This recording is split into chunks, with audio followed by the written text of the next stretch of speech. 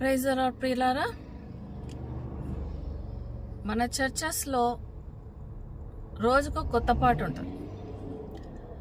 ఇది ఎలా ఉందంటే దీనికి ఏం పేరు పెట్టొచ్చు అంటే లూసిఫేరియన్ worship.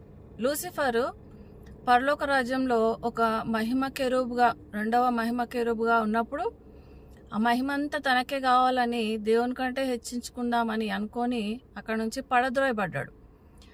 Satan loves worship, to be worshipped. దేవునిలాగా ఆయనకు కూడా ఆరాధించాలని, అందరూ ఆరాధించాలని సాతానుకు చాలా ఇష్టం. అదే ఇప్పుడు చర్చెస్లో జరుగుతుంది. చూడండి, అన్యమతస్తులు వాళ్ళ మంత్రాలు కానీ, వాళ్ళ ఖురాన్లోని ఏమన్నా పాటలు కానీ ఇంతవరకు మారలేదు. తరతరాలుగా అవే పాడుతున్నారు.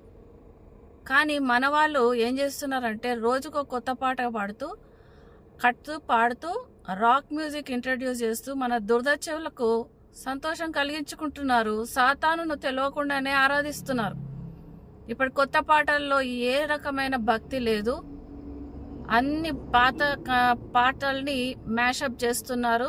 ఇది ఇంకా భయంకరము. ఆ పాత పాటలు దేవుడు అప్పటి దైవజనులను అనాయింట్ చేసి ఆ పాటలు రాయించాడు. ఇప్పుడు ఆ పాత బుక్ అసలు కనబడడమే లేదు.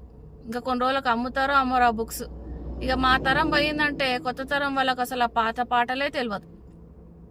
ప్రభు బల్లలో పాడే యేసు రక్తం పాటలు కూడా సాతాను పాటలే అని తెలియజేయడానికి చాలా చింతిస్తున్నాను.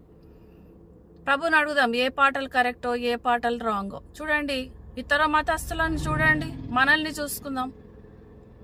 దేవునికి ఇవ్వాల్సిన మహిమ ఎందుకు రావట్లేదంటే ఇందుకే. అక్కడ సాతానుకు ఆరాధన జరుగుతున్నది. 90s 80s తర్వాత రాసిన పాటలన్నీ కూడా సాతాను పాటలే. పాత పాటలను ఎందుకు మార్చాలి? బైబిల్ని మనం ఏమైనా మారుస్తున్నామా? పాత పాటలు పాడితే నామోషి ఏంటి? అందులో హోలీ స్పిరిట్ ఉంది. అది వద్దు ఇప్పుడు మన వాళ్ళకు.